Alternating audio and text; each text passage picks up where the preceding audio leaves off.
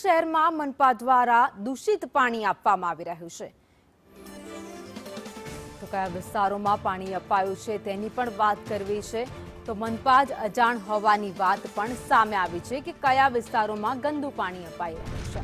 મનપા દ્વારા લોકોને પીવા માટે અપાતું પાણી દૂષિત છે। એપ્રિલ મહિનામાં 13 સેમ્પલ લેવામાં આવ્યા હતા નહીં, જે સેમ્પલ લેવાયા હતા તેમાંથી 13 સેમ્પલ ફેલ ગયા છે। ટેસ્ટિંગ દરમિયાન 164 પૈકી 13 સેમ્પલ ફેલ થયા છે। 13 વિસ્તારના લોકોને દૂષિત પાણી વિતરણ કરાયું છે।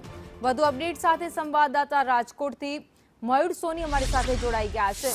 મયુર, રાજકોટમાં પાણી વિતરણ તો થઈ રહ્યું છે, પરંતુ કેટલાક એવા વિસ્તારો છે જ્યાં દૂષિત પાણી, ગંદુ પાણી લોકોને આપવામાં આવી રહ્યું છે અને મનપાને જ નથી ખબર કે કયા કયા વિસ્તાર છે।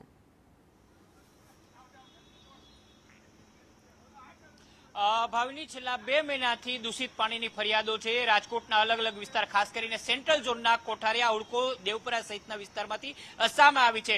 કોઠારિયા વિસ્તારમાં ગત મહિને ચેકિંગ કરવામાં આવ્યું હતું। આ પૈકી 200 કરતા વધુ સેમ્પલ માર્ચ મહિનામાં લેવામાં આવ્યા હતા અને તેમાંથી 1 ડઝન કરતા વધુ સેમ્પલો ફેલ થયા હતા। આ જ પ્રકારની ફરિયાદો એપ્રિલ મહિનામાં પણ ઉઠી હતી અને તેના કારણે 164 જેટલા સેમ્પલો છે એ મહાપાલિકાના સેન્ટ્રલ ઝોન અને અલગ અલગ 3 ઝોનમાંથી લેવામાં આવ્યા હતા, જેમાંથી 13 જેટલા સેમ્પલો છે તે ફેલ થયા છે। આ 13 સેમ્પલોમાં ચોંકાવનારી વિગતો એ સામે આવી છે કે તેમાં પાણીની અંદર બેક્ટેરિયાનું પ્રમાણ વધુ માત્રાની અંદર જોવા મળ્યું છે। એટલું જ નહીં, પરંતુ જે પ્રકારે ક્લોરિનેશન થવું જોઈએ એ ક્લોરિનેશન પણ થયું નથી। આ અલગ અલગ 13 પોકેટ વિસ્તારો છે કે જ્યાંથી લેવાયેલા સેમ્પલો ફેલ થયા હતા અને હવે ત્યાં દૂષિત પાણીને લઈને ફરિયાદો સામે આવ્યા બાદ હવે પાઇપલાઇન બદલવાની અને જે દૂષિત પાણી શુદ્ધ પાણીની અંદર મિક્સ થઈ ગયા છે તે લાઇન બદલવાની પ્રક્રિયા છે એ આગામી મહિનાથી મહાપાલિકા હાથ ધરશે। પરંતુ સૌથી મોટો સવાલ એ છે કે એક તરફ શુદ્ધ પાણી ઘરે ઘરે પહોંચાડવાની વાતો રાજકોટ મહાપાલિકા કરી રહ્યું છે, બીજી તરફ 13 સેમ્પલો ફેલ થઈ જાય છે। દૂષિત પાણી દિવસો સુધી લોકોને વિતરણ કરવામાં આવે છે, તે લોકોની ફરિયાદો કાને નથી ધરવામાં આવતી,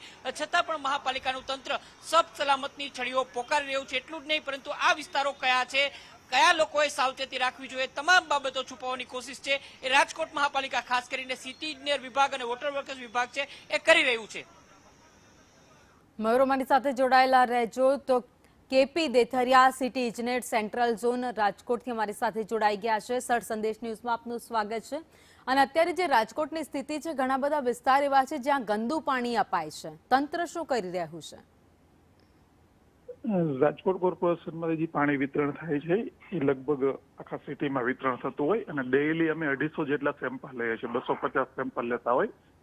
કોઈ ક્યાંય કમ્પ્લેન આવી હોય તો એ રીતે સેમ્પલ લઈ અને બેક્ટેરિયોલોજીકલ ટેસ્ટમાં આપતા હોઈએ છીએ। પછી એમાં કઈ એવી કોઈ કમ્પ્લેન છે કે નહીં અથવા તો પોઝિટિવ રિપોર્ટ આવે છે કે નેગેટિવ, એના ઉપરથી કાર્યવાહી કરતા હોઈએ છીએ। સર, એક જગ્યાએ નહીં પરંતુ 13 જગ્યા એવી છે જ્યાં સેમ્પલ લેવામાં આવ્યા હતા અને સેમ્પલ ફેલ ગયા છે, એટલે કે જ્યારે સેમ્પલ લેવાયા ત્યારથી લઈને સેમ્પલનો રિપોર્ટ આવ્યો ત્યાં સુધી લોકોએ ગંદુ પાણી પીધું? ના, કમ્પ્લેન તરત જ આવી જતી હોય, વિસ્તારમાંથી કમ્પ્લેન આવી જતી હોય, એ કમ્પ્લેન આવે એટલે તરત સેમ્પલિંગ કરતા હોય। કયા કયા વિસ્તારની કમ્પ્લેન તમારા સુધી આવી છે? અત્યારે સેન્ટ્રલ ઝોન અને વેસ્ટ ઝોનની છે અને એ છે એ ઝોનલ સિટી એન્જિનિયર મારફત ત્યાંથી કાર્યવાહી થતી હોય છે।